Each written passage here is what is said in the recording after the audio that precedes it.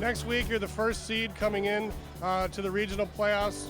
You're the 4-time straight champions. And how do you approach a week like this when you'll probably, there's a good chance you'll play 2 games in one day next Saturday? Rest our bodies, take it easy in practice, do a lot of walkthrough, but still get up and down, and just mentally prepare them because, I mean, basketball is mental. So, but they know that next weekend it's lose or go home, and everybody's 0-0. Team's 9-1 going into the regional playoffs that'll be held here at UMSL. How do you approach this week when you have a noon game next Saturday at UMSL, and if you win that, you play the championship that night? I mean, it just takes you back to AAU basketball. I mean, we're all collegiate graduates, and we play. I mean, we go home, we're going to get some rest in between those games, and hopefully we can pull out the win.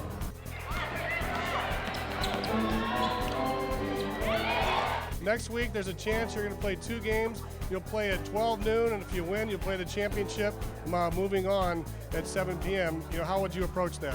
We're just trying to get our bodies prepared and just stay active in the gym this week. So we're going to work really hard in the gym so that we can play those 2 games on Saturday.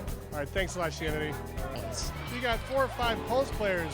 A couple girls, 6'4", 6'5", Cassie Rochelle, Troy Walver, Raven. They get out there and they bang it around. They get the rebounds, they get the blocks, and that helps. They may not show up as much on the scorecard, but they're just as effective blocking and rebounding.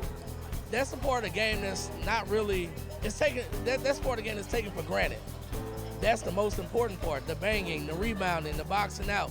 Some people don't look at that stat, but in practice and after every game, that's the first stat we look at, rebounds.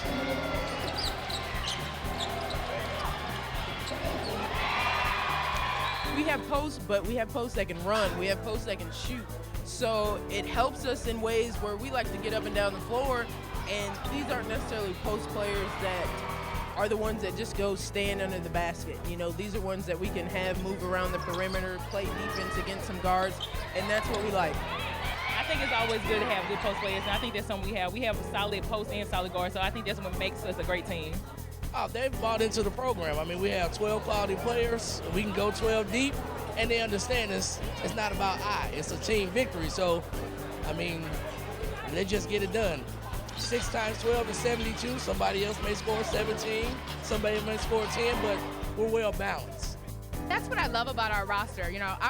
The bottom 5 of our bench can be a starting 5, and that is exactly how deep we are.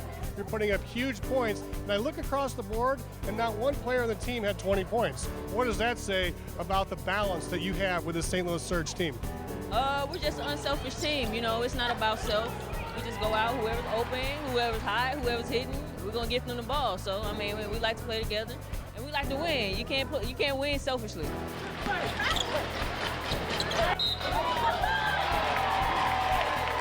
A very resilient team. That's what I'm starting to figure out with this group of ladies, and it's definitely fun. Every time we step on the floor, it's fun to be out there knowing that you have people who won't quit. So it's always a great game.